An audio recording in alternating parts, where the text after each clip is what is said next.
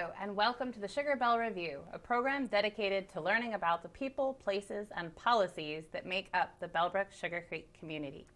This evening, we have with us Kim and Matt Brown from Three Trees Farm. Thank you guys so much for joining us tonight. Thank you for having us. Thanks for having us. Now, I got the pleasure, since I get to drive past your farm pretty much daily, of watching you guys sort of get started and the house come together and come apart and come together. And so you've been sort of newer to the area, but you're such a fun new staple that everybody loves what you do. So we want to hear some more about how you got started and why Bellbrook. And Yeah, so we moved from Centerville in March of 2018 was when we closed on the farm. We always knew we wanted land. And I remember even, I think it was high school, we were high school sweethearts. We would just drive around and we'd always drive up to Bellbrook. And I remember Matt telling me, I want to live in Bellbrook someday. And we just thought it was beautiful. It, you can have land and chickens and a garden and, but be a part of a great school district and have a lot of things that, Target's close by, those kinds of things. that's so exactly why we picked Yes. our property, for the same reason. Exactly. actually. So we always knew that we wanted land. The more, we kind of started raising our kids and the more our garden grew. Matt added to our garden every year. Yeah, I was threatening to take away the rest of the yard that we had and turn it Yes. into a garden. So it was kind of like Right. something had to be done, or else the neighbors were going to start asking questions. Exactly. So Matt met with a friend for breakfast one morning, and he showed him the listing for our current property, and we scheduled a showing, and we walked into the big front barn, and we looked at each other, and we said, we need to make an offer today. And we just knew that, that our dream, we had this idea of having a farm market on the property where you literally pick the vegetables out back. We grow everything right there, bring it up front, and we knew that that was the right spot. And we've been farming the property for 3 years. We started farming, they let us put a little greenhouse before we even closed on the property. That's cool. Yeah, so we jumped into farming, we renovated the house our first year. I'm surprised we're still standing. After But- that first year, yeah. Yeah, after the first year, it was crazy. And we sold mainly to farmers markets that year. And then we've been able to slowly grow our market in the barn since then. And you guys are doing the vegetable packs, right? For a while. Was that this year or last Yes. year that started? The CSA boxes. Yeah. We did that last year as well. We did a spring last year and a summer. This year we just shortened it to a spring CSA box, just to kind of start moving produce before we had enough to open the market. And we really liked that a lot. It was a great way to kind of, get to know people. And like I said, we don't have to be running a market, but we could start growing and get fresh food to people before we could really open for the season. Yeah, the CSA is helpful too, because I've been gardening for a long time, but growing in production is very different than having a home garden. And so I'm not the best at it always. And so the CSA gives us a little bit of flexibility in terms of, there were times when we had a lot of things in the spring and it would be like, oh wow, we could maybe open our market, and then other times when it was like, well, we have a lot of one thing, but not enough of everything for people to come, for it to be worth them, for them to come out. So the CSA in the spring has been a good thing, I think. The CSA. CSA is what the vegetable box is, so that's community supported agriculture is what that stands for. Yes. Okay. And the community, so we opened up signups in January. Okay. And so people pay for their boxes up front. And that, again, is very helpful. In January, we're not having a lot of extra income coming in from the farm, so we're able to put that towards seeds, compost, potting soil for starting our vegetable plants. And then we try to, as a thank you, give back, like we say it's a $20 box, but when we're plentiful, then it's, I'll make it a $25 box, or we just add in little surprises like little potted herbs or things like that into the boxes. Well, and when you're really plentiful, I know you guys have sent stuff over to Kelsey and Annie over at the Resource Center too. Yes, That that's was been a incredibly great generous. connection this year to be able to send. We did a lot of lettuce in the spring, and they're getting a lot of zucchini right now. My mother used to do zucchini. Yes. And it does. Yes, it does. We ate a lot of zucchini bread, right? Yes, when it goes crazy, it goes crazy. Yeah. Well, that's, Yeah. and then I see eggs here too. So I'm Yes. guessing you've got chickens. Yes. How Yep. many do we have? We have less than we used to. Yeah. We're down to like maybe 110, I think, probably. Yes. We could probably hold as many as 160, and that'll be the goal for next year.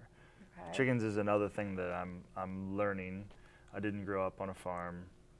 There's tremendous amount of wonderful content online where people are sharing their experiences and everybody's learning from each other, and so that's great. So the basics are there, and the great thing, no offense to the chickens, but it's like it's a $4 thing. So if you screw it up initially, it's okay, So I can remember when we first started, you found this farm in California that had these really great looking chickens. Do you remember? Yeah, beautiful eggs. Oh yeah, they're like, there's obviously a rainbow of eggs there.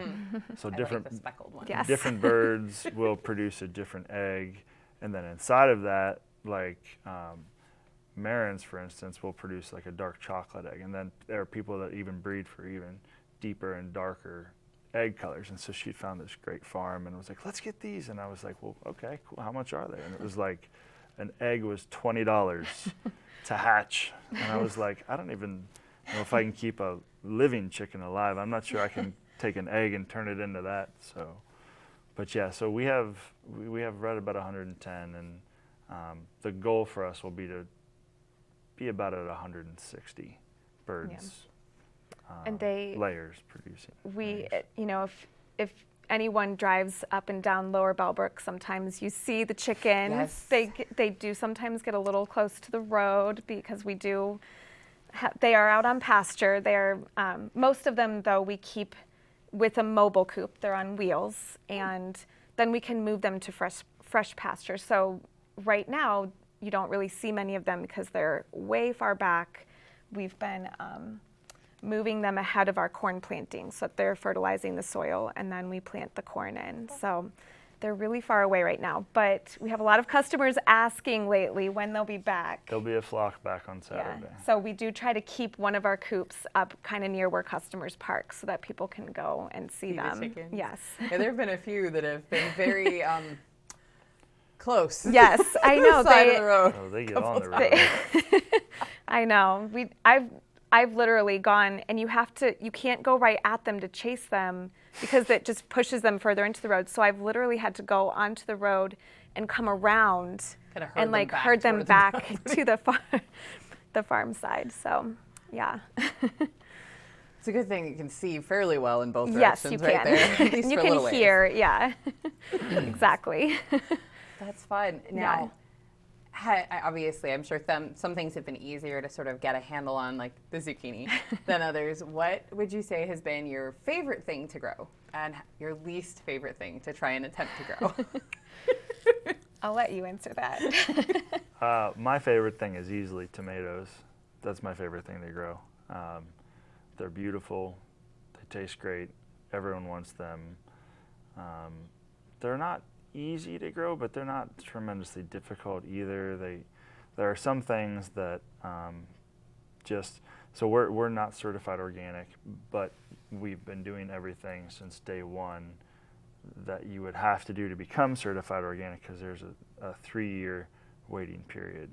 So I have to be able to look backwards and prove I did all the things the way I was supposed to. Mm-hmm.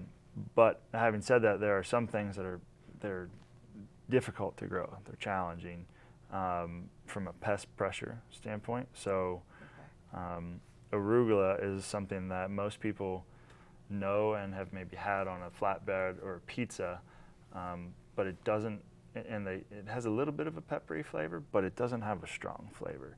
And that's one of the things that when we can grow it, and I say that because there's a specific pest that really makes it tough most of the year.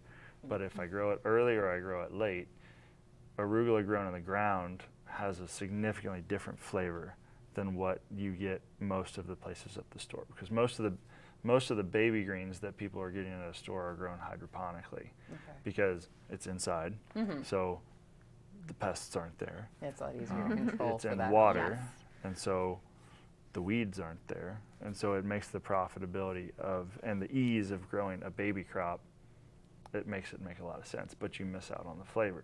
So when you can grow it in the ground, there's a whole spectrum of minerals and nutrients that green has available to it, and it creates entirely different flavor compounds than what most people are used to. So we have people coming every week right now. Do you have arugula? And I say, no, I don't. I'm trying. And so I would say the tomatoes are my favorite, and then things that are particular to pest pressure, which for us is arugula and cucumbers actually are quite a challenge. So, but we have some plans in the works for next year that will hopefully improve that growing situation for us. Oh, well, that's Yeah. cool. It's exciting, actually, Yes. because your spring salad mix was incredible. It was so good. It was very popular. Yeah, it was Yeah. delicious. So we also had cucumbers too, and your green onions. My grandmother makes a dressing with just white vinegar and green onions, and we Yum. poured a little bit on both the cucumbers and the salad. It was like, this was perfect because your green that's onions good. has such a deep, Yes. strong flavor compared to the ones I get at Kroger. It's like, Yeah. this Yeah. is incredible. I think we hear that a lot about most of our produce from people. I think picking it fresh, when you come to our market on the weekend, it's pretty much been picked within 24 hours, and the freshness makes a huge difference. And then I do think, we consider ourselves a regenerative farm, so beyond using organic practices, I think the health of the soil can also impact flavor. And yeah, we get that with salad greens, green onions. Swiss chard, which is beautiful, but it's not necessarily a favorite vegetable, but we've had a lot of compliments on our Swiss chard. So It really is a yes. great color, and it looks so much Yeah. more vibrant than, Yeah. again, if you're walking through Kroger. Yeah. Yeah, and that's I always say we win on freshness, because when you get something from it, there's no disrespect to the farmer that grew the thing for Kroger or Costco No. or Walmart or whoever, but he's probably in California and he harvested his crop. He might have picked it before it was ripe, just because it's going across the country and And it it's doesn't want going stopping bad. several places before it goes across the country at distribution centers. And that's part of the weakness of the food system that we have right now. And it's buying local. You're really at an advantage when you do that, because you get to taste things that are picked right away. And so as a consequence of that, we get a lot of comments about our salad greens lasting significantly longer than the ones you get at the grocery store. And it's no fault of those salad greens. They've been around for probably 6-7 days before they got to the grocery store, maybe not that long in some cases, but ours were in the ground usually yesterday and washed and bagged. So The this- morning of. Yeah. So this is going to be something you guys are going to be doing for a very long time. Yes. Yeah. Good. We absolutely love it. We're really passionate about growing really good food for our community, and we've gotten to meet some amazing people. That's another really great perk of having a market. We've gotten to know and meet a lot of great people in Bellbrook, and market weekends are fun. It's a lot of fun to come to the barn and have conversation and talk recipes, and Yeah. we've gotten to know a lot of really great people. It sounds like you've also gotten to know some other distributors of kind of that more natural homemade foods too, because I saw Yes. some very interesting products that you said were not necessarily made in Bellbrook, but in the general area Right. by people just similar. Were made Yes. in noodles, I think, and pasta sauce and Yes. breads, and We have a bakery, a local bakery. We met them at Oakwood Farmers Market. Cool. And they deliver fresh every Friday. And then Grist Pasta, she's based out of Dayton, and she delivers her pasta, sauces, amazing focaccia bread every Friday as well. And we have local jam, local honey, which we connected with our honey people, they were customers, and they do raw, amazing honey. So, yeah. It sounds like you guys are a Yes. little bit of everything. I can't wait to see how it grows. I'm just excited. Yes. I'm excited to be a part of, that looks really good. Yes. We've got great stuff coming for the fall too. We're Yep. growing pumpkins, and August we're getting baby goats. So we'll have those close to where people come and park. They can come see the baby goats, and the chickens will be back. And We might have some extra chickens too, like to live with the goats. yes, We're working, some we're of the working cute on ones. that. Yeah. Yeah. Well, thank you so much for Yes. sharing all this with us. And I'm certain that after seeing this, that maybe you guys will hopefully see an even bigger influx of people that are excited to have you in the community, because this is such a neat thing to be available. I mean, I agree with the others that have said the same thing. Your produce, flavor-wise, has been incredible compared to what we've gotten at the Thank store. you. So I'm Yeah, thank super you. excited to be able to continue shopping there, and I'm sure many others are as well. We hope so. Yeah, So thanks. thank you again for joining us this evening, and thank you guys for joining us as well. We hope that you have enjoyed learning about Three Trees Farms as much as I have. Definitely check them out on Fridays and Saturdays. We'll talk to you later and see you on the next episode.